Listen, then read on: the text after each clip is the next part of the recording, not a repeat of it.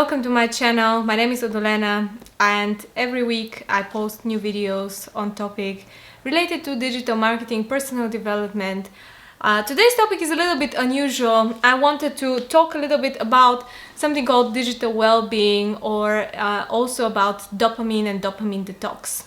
It's a bit of a weird topic because I myself am an advertising marketer by profession. I work for Google and I understand the power of online marketing. I always consult businesses on how to use it responsibly in order to target the right people, the right audience. However, there is this thing called digital well-being, especially now in the process where a lot of people are locked down at home. They're strictly dependent on the internet. And it's so easy to drain completely your time, to waste your time, and to also cause unnecessary stress with too much social media, too much online shopping. Actually, for those of you who are familiar, there is this book called Hooked. So this book is basically a formula on how to create products, digital products, which use dopamine in order to get you addicted to them. So that's no secret, no brainer. It's nothing really kind of groundbreaking. It's just something that we've been aware, but also we underestimate the power of it. So by creating hooked products, we already have the formula on how to do this. We actually get to the point where these products become so useful, they know the user so well that everything that they suggest is relevant and interesting for them. However, they work with dopamine. So how it works, also I can recommend you another book here, The Power of Habit, if you haven't read it. So how it works there is you get a cue. Let's say you feel a little bit bored, you feel a little bit under the weather, maybe sad or stressed. You open the phone, you open your favorite apps, you check your music, your shopping platform that you love, your social media channels, and you get this little boost of dopamine everything you get them. So the more you get, the more dopamine you experience, the more your brain gets used to this, and this is the new normal of the brain. So it's no longer happy when something small happens. It doesn't no longer appreciate. So you always kind of like a drug addict. You want more and more and more, bigger and bigger doses of dopamine, and essentially this prevents you from focusing on any important work, focusing on personal goals, and you end up not having time all the time. They have a lot of time, but it's just how you use it. Whether you use it to productively take a break, to put some order, or maybe to do some meaningful work, which requires a lot of focus. Also check my video about focused work. This is also a book which I really appreciate, and understanding the importance of being able to focus in a world full of distraction, how valuable this is, and how much companies are actually looking for this kind of employees, and how competitive this makes you if you're able to focus for a long time. But if you are completely hooked in all social media, in your apps, in whatever digital entertainment you have, your chances of achieving anything and getting right focus are diminishing. This is why it's necessary to perform radical detox. How does that work? So you devote one day of the week where you don't use any digital entertainment or any kind of entertainment at all. So no movies, no streaming, no music, any kind of social media, email, any messages. You just talk to the people that you are around, or maybe it's good to warn your close ones if you're doing this, so they don't disturb you on the day, and also they don't freak out while you're not answering. So you devote one of these days and you figure out to see how addicted you actually are. First of all, you start getting kind of addictive type of behavior, like exactly you really will crave getting back to these dopamine levels. However, once you go through this period of craving, you'll realize you'll be able to focus much more on other things. And you will be one of those people that people ask, how the hell are you able to work on a side project? How are you able to read so many books? The problem is that we just throw and down the drain so much of our time because of being hooked to digital products. Also, in order to make it into a permanent plan, there is some steps that you can take in order to actually completely get rid of this artificial dopamine in your life. And this doesn't mean quitting Facebook. What I mean is making Facebook, Google, and YouTube, everything that you have, much less interesting. I know this is kind of against me because I am a YouTuber, I have a YouTube channel, but I really feel that this is important, and even for me, for everybody else, it's just that I really believe that it's important for you to take control of your life and to make conscious choices on what you spend your time, not to just react on cues.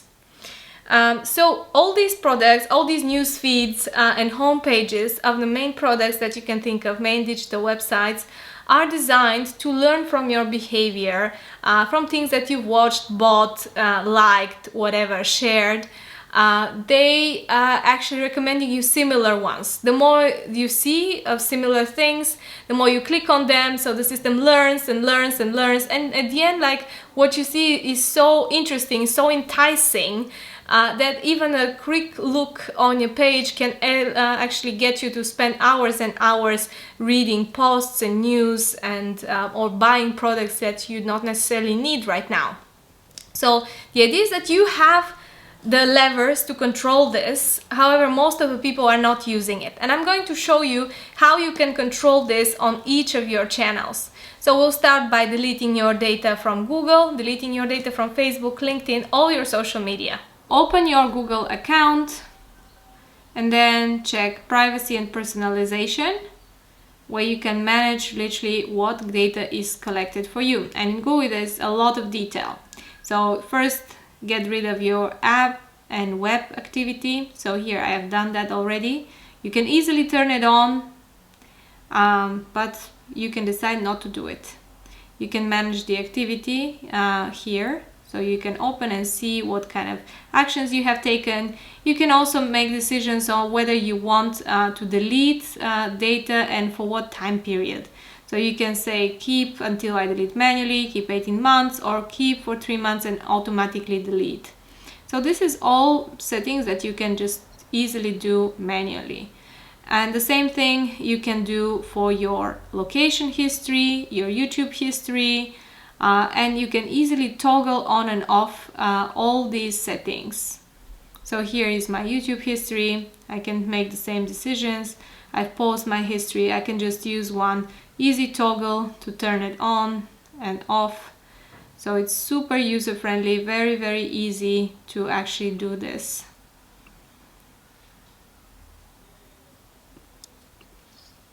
Here I can delete activity, so I can choose certain times. Let's say someone else had access to my YouTube channel, want to get rid of this activity, especially if you have children and they want to watch movies about animations, you can get rid of this.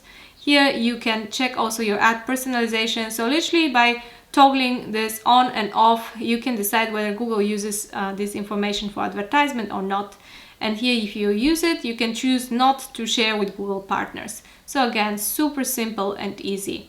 Remember, the deal here is to detach from what is draining your time. So understand that sometimes this information can be very interesting and very important for you. However, here we want to make you to take action yourself and to actively research information and find these solutions rather than just wait for them to be served for you. Let's clean your Facebook data. So first of all, you see an ad here. You click the ad, and on the side you have this bar where you can hide the ad. So hiding it and look. But then you see this menu where you can make changes and see actually what kind of interests Facebook has collected about you. So here you can see all your interests. So these are all different companies that I've subscribed to, news and entertainment. So all kind of, I didn't know I was fan of Book of Mormon, but video games, online games, different magazines. So this is all based on articles that I've clicked while scrolling, which over time have included a lot of data about me, my behavior, and I keep seeing actually articles from these publishers. What I want to do is, because these articles seem interesting, however, I want to only see content that is from my friends and from the people who I have added there by social reasons. So I want to hide all this. I don't want to see anything personalized. I'm gonna get rid of even the things that I actually like, just so that I have this free space and I make the Facebook feed less interesting for me. That doesn't mean, well, you can say, well, I really like reading these kind of articles, I learn useful things. Yes, but what's better is that if you actively search, what we want here is to get you to be active again, not to be a passive viewer who is just waiting for the next dose of dopamine, who wants to see the next suggestion for him. You want to find your own interest, you want to find and actively research topics that are important for you and your life, rather than just focus on what's out there served and ready for you, what's being paid for, and what's being suggested by just algorithms. So I know what you're thinking. What I'm saying here is a little bit against who I am. I am a marketer, I work for Google, I also understand a lot about advertising. I spend my days consulting businesses on how to improve their online marketing, how to get better results. And I understand companies and businesses, and I understand end users as well, and consumers. And I think every company which takes end users and consumers seriously is going to be successful in the long run, and I'm convinced that Google is one of them. So I just want to share how you can actually take control back on your life, take control and get yourself out of this hooked zone of dopamine, which you get essentially thrown into when you're watching a lot of YouTube. I want you to watch videos which are bringing value to you. So it's not about not watching any YouTube videos, but not just being hooked and watching every stupidity, every comedy, every show that shows out there, and it's just wasting your time and throwing it in the drain. During that time you can do so many things that are valuable to you, and this is what this channel is about.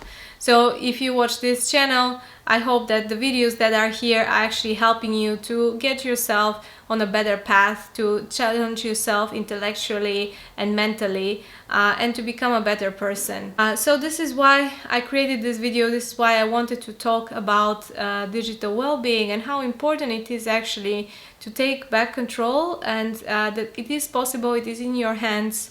And it is something that it's entirely up to you whether you do it or not.